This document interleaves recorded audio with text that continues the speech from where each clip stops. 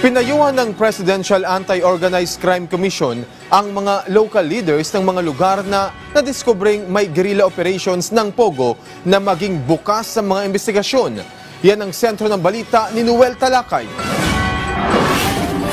Pasintabi na lang, huwag po sana magbalat sibuyas. Ito ang payo ni Winston Casio, tagapagsalita ng Presidential Anti-Organized Crime Commission o PAOC sa mga alkalde ng Local Government Unit o LGU at kapitan ng barangay na maimbestigahan ng dahil sa POG operation sa kanilang lugar. Pero paliwanag ni Casio, hindi na nila hawak ang pag-iimbestiga dahil inisyatiba na ito ng Department of the Interior and Local Government o DILG o tinawag nila itong motu proprio investigation.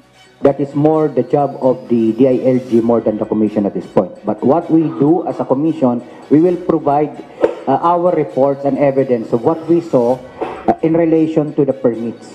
Huwag din daw anya basta-basta magbigay ng reaksyon ang mga opisyal ng LGU at barangay kung sila ay sasailalim ng motu proprio investigation. Ang PAOC din anya ang mananagot kung hindi naman nila gagawin ang kanilang trabaho.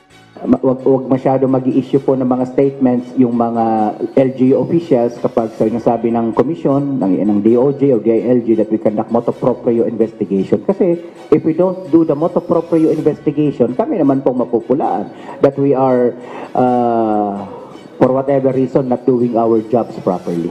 Nitong nakarang araw, halos sunod-sunod ang isinagawang Pogo Raid Operation ng PAOC at iba pang mga otoridad sa mga lungsod ng Pasay at Parañaque. Ito ay sa kabila ng total ban ng Pogo Operation sa bansa. Kaya naman bilang pagsunod sa kautusan ni Pangulong Ferdinand R. Marcos Jr. bago matapos ang taong 2025, titiyakin ng PAOC na wala ng mga Pogo hubs o operations sa bansa. Noel Talakay para sa Pambansang TV sa Bagong Pilipinas.